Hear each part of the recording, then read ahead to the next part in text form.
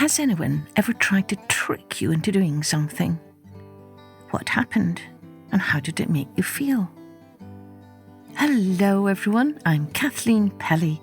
Welcome to Journey with Story, and today's episode is an old Scottish story about an old man who sets out to try and trick a lot of people into helping him make his fortune.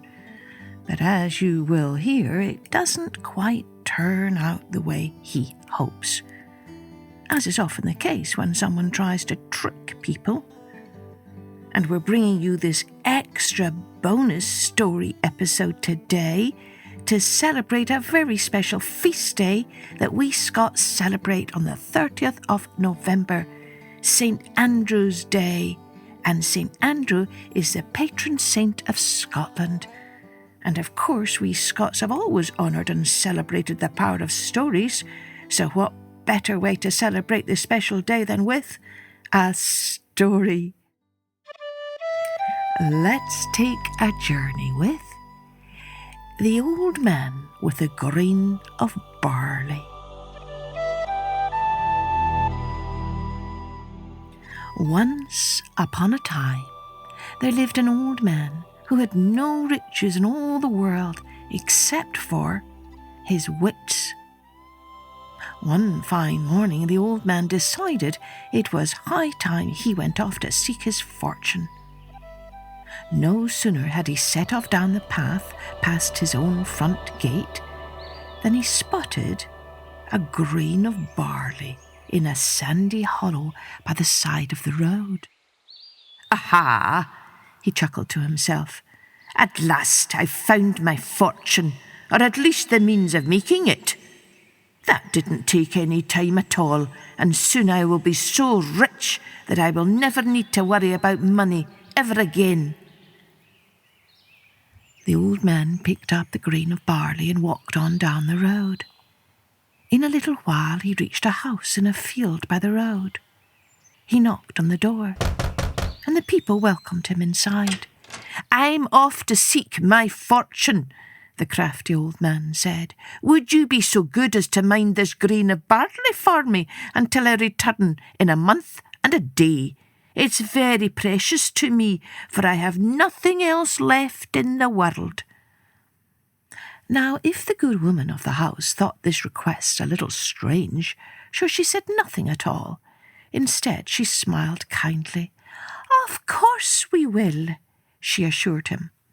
So the old man went off on his way, but instead of walking onwards, he turned back to his own home to take things nice and easy for a while.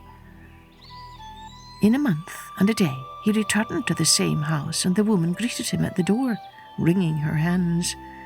"I've come to fetch my grain of barley," said the old man. "Oh dear," wailed the woman, "I'm so sorry to tell you, but our brown hen ate it." The old man tried his best to hide a smug smile. "If that is the case," said he, "then I will have to take your hen, for it ate my grain of barley, and that was the only thing I had in all the world. It is only fair and right." The woman was so embarrassed that she at once agreed. The old man tucked the brown hen under his arm and walked off down the road. In a little while he reached another house, where he knocked and once more was made welcome. "I'm off to seek my fortune," he said.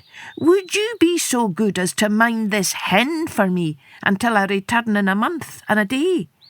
It is very precious to me, for I have nothing else in all the world." "Of course we will indeed," said the man of the house. "We will enjoy all those eggs." All the way home, the old man laughed at his own cleverness. For the next month and a day, he did nothing but gloat at the thought of how his fortune would increase. And when the time was over, he returned to the same house. "Here I am," he announced. "I've come back to fetch my brown hen." "Oh dear," sighed the man of the house. "I am sorry to say there has been a terrible accident. Our speckled cow trampled your poor hen." "If that is the case," said the old man, "then I will have to take your cow, because it killed my hen, and she was all I had in all the world. It is only fair and right." The man of the house shook his head in shame and guilt. Yes, he agreed. "If you must, then you must." So the old man grabbed the cow by her halter and set off down the road again. At the next house he came to, he knocked, and again the people welcomed him inside. "I'm off to seek my fortune," he said. "Would you be so kind as to mind this cow for me until I return in a month and a day? It is very precious to me, for it is all I have in all the world." "Of course we will," agreed the couple in the house. The old man returned to his own home, and after a month and a day had passed, back he went to the couple's house. "I've come to fetch my speckled cow," he announced. The couple looked at one another sadly. "I'm afraid there was a terrible accident," said the man. "You see, our youngest daughter took the cow to the loch, and the cow fell in and drowned." "This is much better than I could ever have imagined," thought the old man to himself. "Now I will have a wife to keep house for me, raise my hens and grow my cabbages, and I will never have to so much as lift a finger ever again." "Well," he said, "if that is what has happened, then I will have to take the girl, for she was the one who drowned my cow, and that was all I had in all the world. It is only fair and right." The old man took out a sack and motioned to the girl to climb in. The couple were most distraught, but had to agree that a daughter was fair exchange for a cow. And so when the old man asked for something to tie his sack, the woman told him where to find a piece of heather rope outside in the byre. Meanwhile, she handed her daughter a pair of scissors, saying, "Don't let on that you have these, but get away as fast as you can and run back home." As soon as the old man tied up the sack, the girl began to shriek and wail. But the old man paid her no heed. He hoisted the sack over his shoulder and walked on down the road. The day was warm, the sack was heavy, and the girl was loud. And before very long, the old man felt the need to sit down and rest. Soon he was fast asleep in the sun.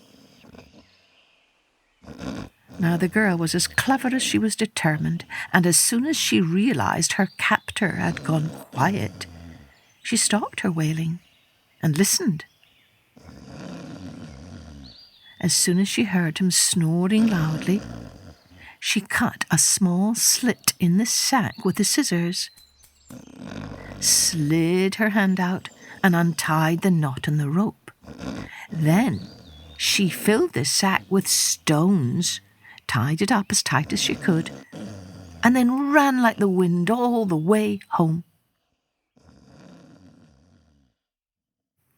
As afternoon turned to evening, an ant crawled across the old man's nose, and he jolted awake. "Well, well," he said to the sack, "at least you've finally quietened down now." He stood up and stretched, picked up the sack, and headed on down the road. He didn't stop until it turned dusk. He put the sack down in a dip by the road and opened it. "Well, well," the old man said to the stones, "no wonder you didn't have a lot to say." In the morning, the old man left the sack and the stones in the grass, and he walked on down the road. Before he had gone very far at all, he spotted a grain of barley in the grass. "Aha!" he said. "Here is my new fortune. Let's see what we can do with this." And he picked up the grain of barley and walked on down the road.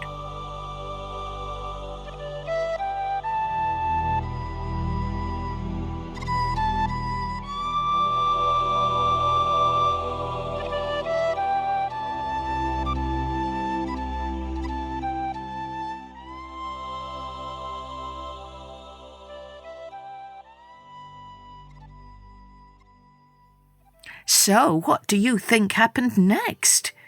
Do you think the old man's tricks might work a second time around? Maybe you could write your own story about that.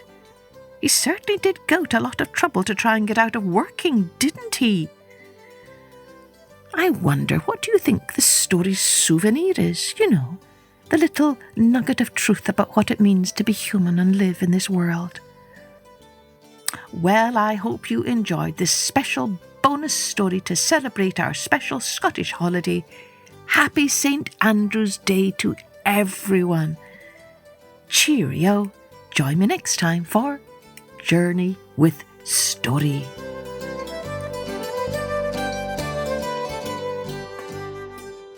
Music and post-production was by Colette Jonas.